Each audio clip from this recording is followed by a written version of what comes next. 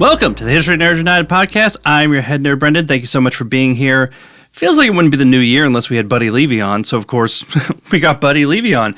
New book, Realm of Ice and Sky. This book sells itself. Airships in the Arctic, trying to get to the North Pole. Think of the Zeppelin, trying to get to the North Pole. Buddy's book is all about that. 3 different expeditions. Once again, wonderful conversation. An awesome time. I'm going to shut up. Let's talk to Buddy. And here we are once again, Buddy Levy, Realm of Ice and Sky, Triumph, Tragedy, and History's Greatest Arctic Rescue. Buddy, thank you once again for coming on. Brandon, it's my pleasure. I really appreciate it. Good talking to you again. It's honestly kind of a dumb question to start this off with. We're talking about airships in the Arctic. You don't even need to explain why you would write this book, but what was your entrance for it? What did you read about that you said, oh, wait a second, I need to tell this story? Sure. Yeah, that's actually a good question. I had written 2 other books about the Arctic, Labyrinth of Ice, which is about the Greely expedition, and Empire of Ice and Stone, which is about the Canadian Arctic expedition. And in the research for Empire of Ice and Stone, there are lots of references to Fridtjof Nansen, who's a great Norwegian explorer. And then Amundsen, of course, he looms large over all Arctic exploration. And so I had come across this article, or a couple of articles, that mentioned that he ended up trying to take an airship to the North Pole. And, I was so entrenched in the book I was writing, Empire of Ice and Stone, that I had to just file that article or 2 in this folder, put it in there. I didn't even really read it. I just skimmed it. And then when I finished the book, I came back to that article and I was blown away. I realized that not only had Amundsen attempted to fly to the North Pole in an airship, but he went with this Italian guy named Umberto Nobile. And then prior to that, there'd been this guy named Walter Wellman, an American who I'd never heard of, who had attempted, 17 years before. And I thought, wow, how could I have not heard of this, for one thing? And then I thought to myself, wow, people tried to fly airships to the North Pole at the dawn of the 20th century. What could possibly go wrong? And so I just dug in and started to find that it was just a fascinating story. And really, it had basically everything I like to see in an adventure history. And so I was hooked. I have to say, I've read a lot of books, and especially yours.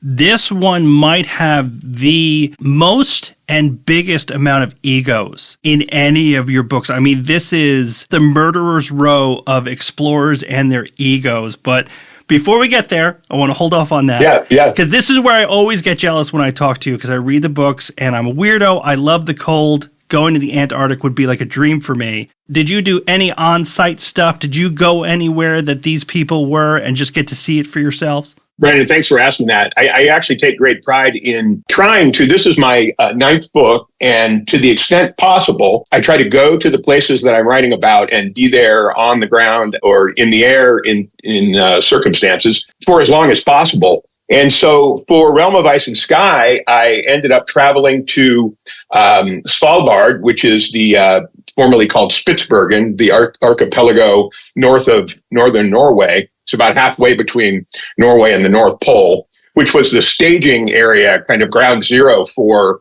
these airship attempts to the North Pole. It's one of the closest places that you can be on the map. And so I had a great experience. I ended up traveling with a Norwegian friend named Ingrid, who I had met years ago in Greenland while I was covering this exotic adventure race. And she was actually the one who first kind of turned me on to Arctic explorers, in the sense that she handed me a book called First Crossing of Greenland by Fridtjof Nansen. And then I read that, and my father was had been a Nordic skier and ski racer who competed in the Olympics in '56. And he had traveled in Scandinavia and told me all about how tough the Norwegian explorers were. And so that all kind of culminated. And so I decided to go there and be there in person. I spent 3 weeks in Svalbard doing a variety of adventures, including sea kayaking among the icebergs and fjords. This was in early summer of 23. And I also took a boat to Ny-Ålesund, which is the place where Amundsen and Nobile started from. it was remarkable to be there in person. I camped in a place in Svalbard that is the only campground you can go to. And it was pretty daunting because a few weeks before I left, I discovered that in 2020, during the pandemic, a Dutchman had been mauled to death by a polar bear at this very campground. They had subsequently put up an electric fence around this place.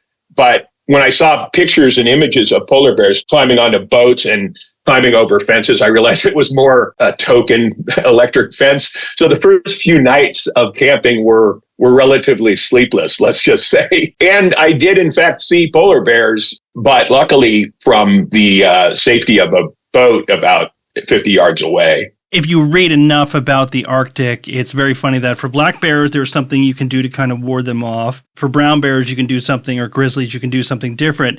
And then the saying is, if you see a polar bear, bend over, kiss your ass goodbye. There's nothing you can do. Yeah, I mean, they just have too much mass, speed. They're gorgeous, but they're ferocious, moving, eating machines, Svalbard protects them, so almost everyone travels with guides. And the guides have flares and rifles that are last resort. On the perimeter of the outskirts of the city of Svalbard, there are polar bear signs all over the place. And they have a great warning system. So if polar bears are spotted, there's an app and everyone knows. I think going to the places that I write about is vital to providing the reader with a real firsthand, almost explorer's view to the extent possible, even though we're talking about, sometimes 100 or 200 years removed. But I think it's important to get the feel of the place, the visceral sense of what it's like there, the look of the mountains from the ground, the currents of the water. And so I try, wherever I'm writing about, I try to go there and, and really give the reader a sense that they're there too. Any Arctic story always mentions just there's a calmness and almost a quietness to the Arctic that will kind of get in your head. So basic question, if you had done one of these missions where you were on the ice for a year, do you think you would have been one of those people that lost your mind? Would you have eaten anyone? You don't have to answer the second part, but you can if you want. Oh, I've answered the cannibalism question before. It is amazing. I'm always really struck by the kind of courage, tenacity, and mental strength of Arctic explorers. I mean, particularly those who are shipbound for many, many months, because there's a claustrophobia that sets in. Of course, at those latitudes, you have the Arctic night that lasts for months and months sometimes, and depending on how far north you are. And, this just sort of terminal gloam. Julian Sancton's Madhouse at the End of the Earth, describes many of the men on the Belgica ship just losing their minds. And actually, Roald Amundsen was on that expedition, who features prominently in my book, Realm of Ice and Sky.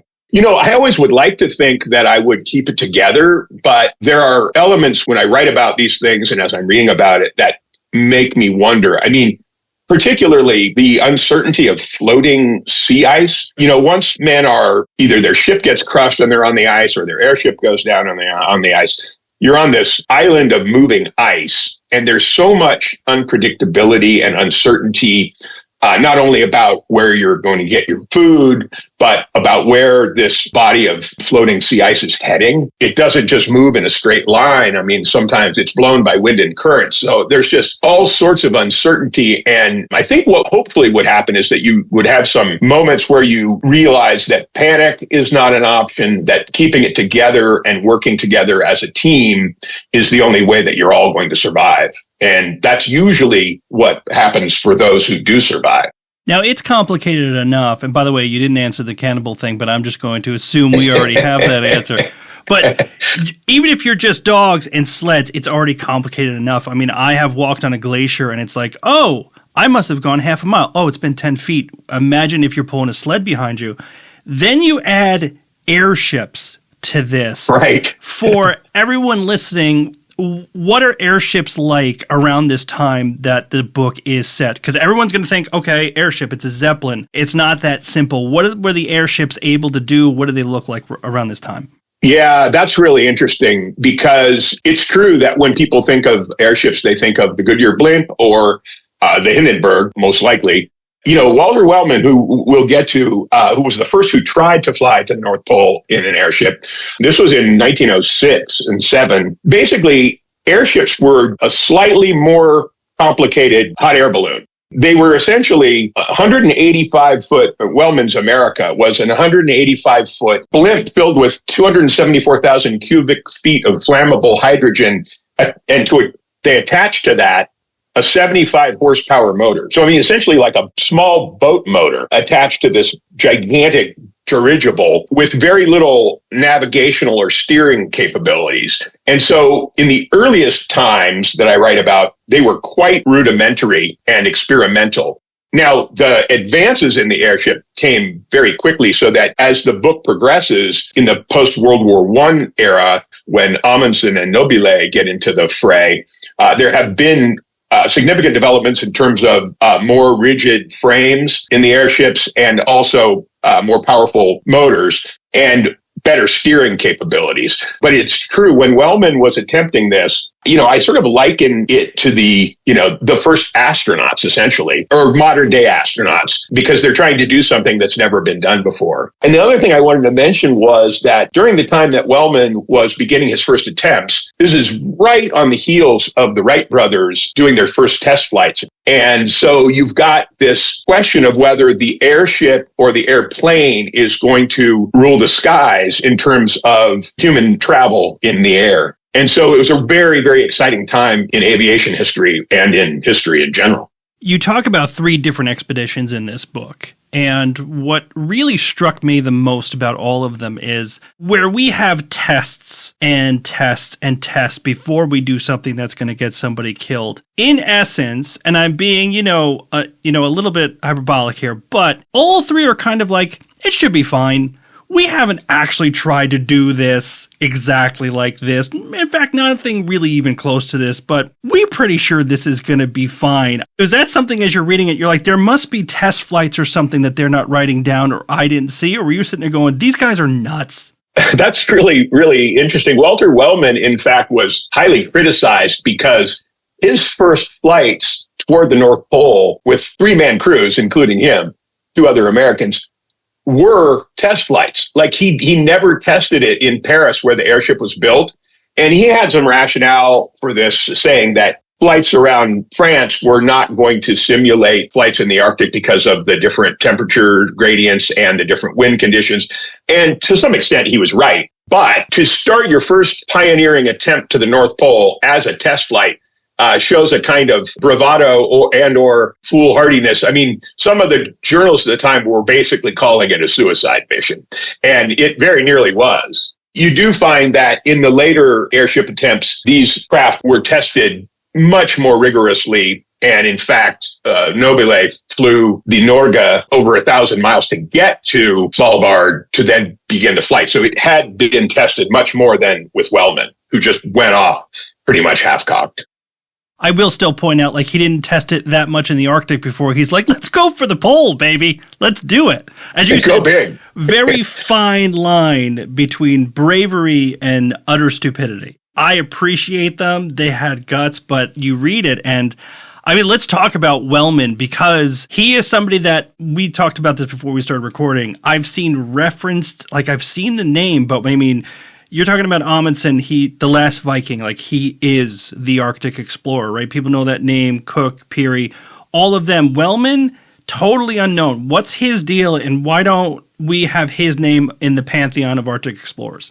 Yeah, Walter Wellman is a fascinating figure, and he's a multi-talented guy. He was a self-made journalist who was born in Ohio, and as a young boy, and he was 14 years old when he started his first newspaper. And then he continued on and just kept scrapping away in journalism. And he was born in 1858 or something. And he kept scrapping away in journalism until at the start of this book, he really has become the most prominent journalist in America. He's a household name. He's publishing hundreds of articles. He is working for the Chicago Record Herald, and he's also clever enough to begin to get backing from newspapers because he had the audacity to be one of the first people to not go on these expeditions and then write about them in real time. Wellman, while he was a journalist and a Washington insider and hobnobbing with the likes of Theodore Roosevelt and Andrew Carnegie, Alexander Graham Bell, he decided to have a side hustle as an Arctic explorer, which is just incredible, And so he ends up attempting to go to the North Pole in the traditional dog and sled method in the late 1800s. He tries this like 3 times, and they're all relative disasters. He loses some men. He nearly loses his leg. He breaks his leg at the knee and shin. They almost have to amputate it. He tells them not to, and he's on a cane for the rest of his life. And in fact, he had predicted, I think almost 20 years before, having tried to go by dog sled and having studied, he was really interested in technology and science and aviation. And he realized, and he has a quote saying that airships will solve the mystery of the North Pole well before it ever happens. He's very prescient on that front. I think the reason he's not in the pantheon of Arctic explorers has to do with the way he's been covered, in part, because a lot of people who have written about him kind of conclude that he's a failure. I conclude that he's a pioneer. A lot of people, if you look at scientists and inventors, failures 90% of the time, and then eventually they get something right. So I don't really focus on his failures. I look at him as a pathfinder who paved the way for future aviation toward the North Pole. I also feel like that the fact that he was a polymath it made it seem less pure to a lot of people like Amundsen who didn't appreciate it. And in a very sick way, because we can talk about Robert Falcon Scott, not dying on one of these expeditions also means you're not going to climb that pantheon that we're talking about, as weird as that sounds. Yeah, that's a great point. He's not considered as a heroic figure like Amundsen or Scott. We could include Shackleton, who happens to not die but saves everyone on his expedition. So he deserves the heroism title that he gets. But I think it's true that because Wellman was involved in so many other things, he had business ventures. He was zooming up the Nile to interview Theodore Roosevelt. He's just had more going on than only an Arctic explorer. He also attempts transatlantic flight in an airship, which is part of the book, which is an amazing little subchapter. And now another complete section, we have Amundsen and Nobile partner up. Now, for non-Arctic nerds, unlike ourselves, Cook and Peary, they happen kind of around this time. And if you could just talk a little bit about how that kind of mucks everything up. Peary and Cook, they both say that they somehow got to the North Pole around this time that we're talking about. How does this kind of throw everything into disarray? Because people were jumping on the airships and they were saying one thing or the other, but they were really trying to get to the pole first, right? Right. That's a great point for context. At the time that Wellman is attempting these first flights, let's say 1906 through 1908, the North Pole has not been bagged yet, as they say. No one has reached it in a confirmed way. And so it's still up for grabs. And you got to understand that at this time, being an Arctic explorer requires an incredible amount of money. You have to get sponsorship. The spoils of such success are enormous in terms of lecture tours, book rights, articles in major magazines. And so in addition to just trying to get there and to get the notoriety of having been the first to the North Pole, the benefits and profits are immense. Now, for Wellman, in certain ways, I think the fame and notoriety seemed more important because even though he was always scrapping for funds, he did have a pretty good gig as a journalist. It wasn't his only job. And so at the time, Wellman, without spoiling too much, after one of his attempts, he discovers, so both Cook and Peary, within a few months of each other, report that they have made it to the North Pole. And so at that point, even though this becomes one of the great controversies in polar history, who made it first? Did either of them make it? Did either of them falsify their records? For Wellman, the fact that they both claim that they've made it, it sours the kind of allure and the potential glory of the journey. So he immediately turns his attentions. He was a very adaptable kind of guy, so he just says, we won't be returning to Svalbard. And then he immediately turns his attention to trying to be the first to fly an airship across the Atlantic. And so his resolve was really remarkable, where he didn't just brood and say, well, or try to contest. And even though he did write some articles saying that he thought Cook's claims were untenable, he ends up just pivoting really quickly and saying, I'm going to try something different. And that kind of offers the opportunity in the book to make a transition to the next phase, which is Amundsen and Nobile. Now, Amundsen and Nobile, I've already mentioned this, but of the two people in this book, Is there any chance that these two would not have butted heads? Because, I mean, these are titans of polar egos, these two, and putting them on the same airship just right away seems like a horrible idea. Yeah, well, let me say a little bit about Umberto Nobile first. So Roald Amundsen, let's fast forward to 1925. Amundsen has already achieved a great deal as a polar explorer, right? He, in my mind, is the GOAT, but he had been first to the South Pole. He had been first through the Northwest Passage, and he was, as you say, a titan.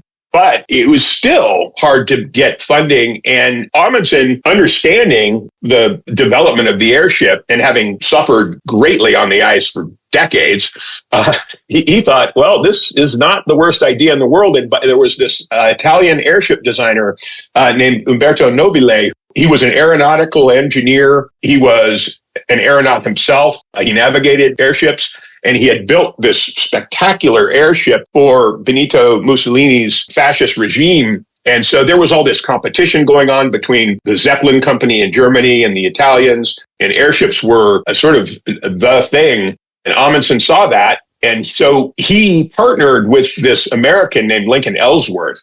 And that guy came through with over $100,000 of his father's money to purchase this airship called the Italia. It was a kind of forced marriage between Nobile and Amundsen because Amundsen needed the airship and Nobile needed someone of Amundsen's gravitas and explorer reputation. And so they partner up and decide that there's going to be this union, the Amundsen-Ellsworth-Nobile Transpolar Expedition, that was sort of doomed from the start in terms of, as you say, egos, because Nobile was this haughty, highly educated Italian. He wore fine military suits. He always traveled with this 12-pound little nippy terrier named Titina. He even flew in the airship with this little dog, and he's always looking really dapper. And Amundsen's this grizzled, face is creased with wrinkles. He's all burned and frostbitten from years in the wilderness. So these two come together, and Amundsen is obviously going to be the expedition leader, but he needs Nobile because this guy knows how to fly an airship. And so you're right, there were tensions between them, not so much on the flight itself, which takes place in 1926, but afterwards, because as I mentioned, these explorers are trying to then, for the pride of their country, we've got Norway and Italy doing a sort of propaganda battles with each other and with the international press. And you've got these two egos clashing, and then it gets rather petty. I will say more on Amundsen's part, really, because he writes a book after this expedition where he demeans and belittles Nobile in ways that are quite unfair as you read other accounts and firsthand accounts of people who were there. It sort of diminishes the achievements in a certain way. It's very funny that people think something like Twitter and Twitter fights and everybody just being demeaning to each other is just something that's happening now. Nope, you just had to write a full book, and you could be the Arctic Titan, and you're writing a full book. What I want to do, buddy, is the third expedition, I don't even want to talk about it. I want the readers to go in. I mean, you and I both know everything could go wrong, did go wrong. But one thing that goes through every single expedition, and you hit on it later on, and as you're reading, you just see it. These flights, even if they went great, would take days. And nobody planned on ever sleeping during these things. Like, the plans were literally, if you're Nobile, if you're Amundsen, you're like, it's going to take 5 to 6 days. I will just stay awake for 5 to 6 days. We know now how bad it is to not sleep, but it seemed like they just never learned that lesson on any of these expeditions. Everything else they learned, they got it, and they're like, we need to do this differently next time. But it seems like every single time sleep deprivation just didn't come up. Yeah, that's a really great point. I mean, look, if you look at Arctic exploration and expeditions, sleep deprivation is going to occur even on, on land or on floating sea ice because of the difficulties of travel, what you're trying to do. You're trying to get somewhere. You have to build igloos. It's more complicated still in an airship where the time aloft is unknown and there are complexities to flying these things and the weather is changing. And so you've got complex decision making that needs to be made in really variable conditions and life-threatening ones, that are changing minute by minute. So I'm really glad you brought that up because, there are people who have written articles about some of the flights that happen and where certain disasters occur and attributed them directly to sleep deprivation. Because when you're trying to stay awake, at a certain point, Nobile, I believe, is awake for 73 consecutive hours. Anyone who's even ever pulled an all-nighter,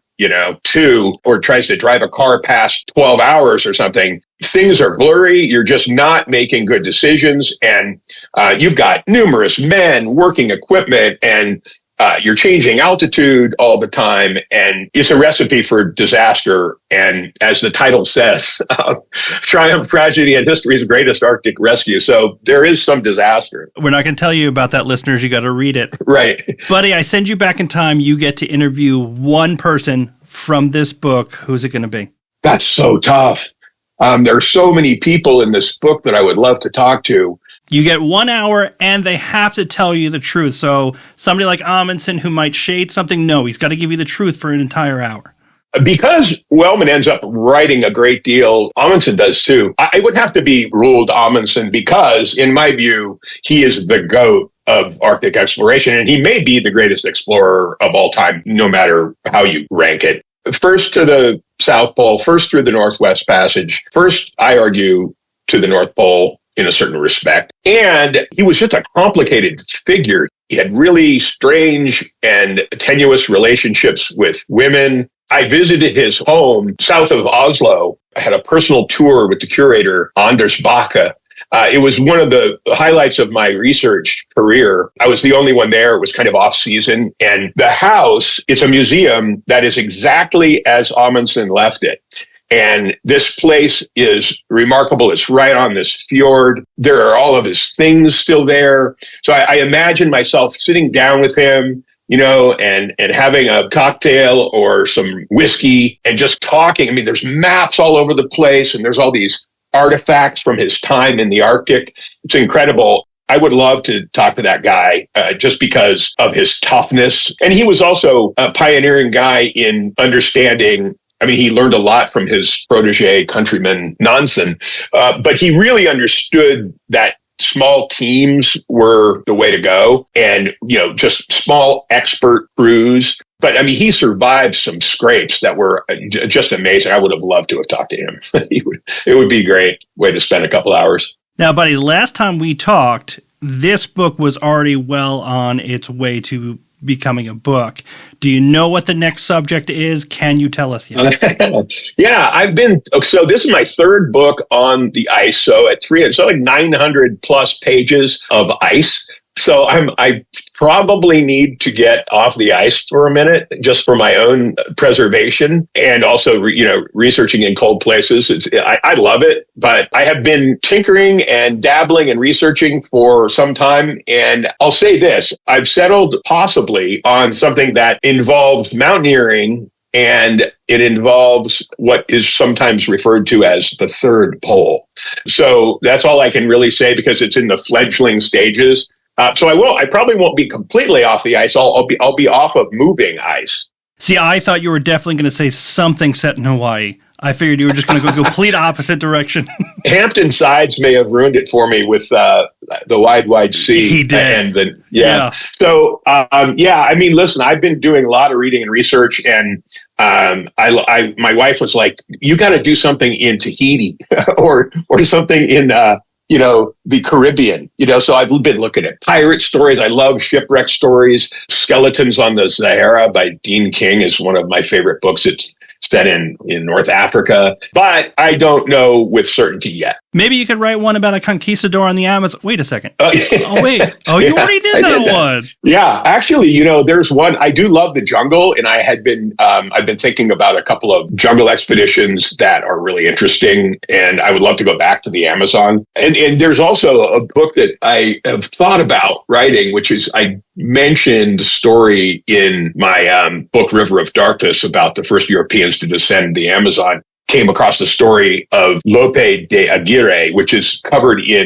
beautifully and hauntingly by Werner Herzog in a movie called The Wrath of God. But it's so incredibly dark that it's almost too much to bear.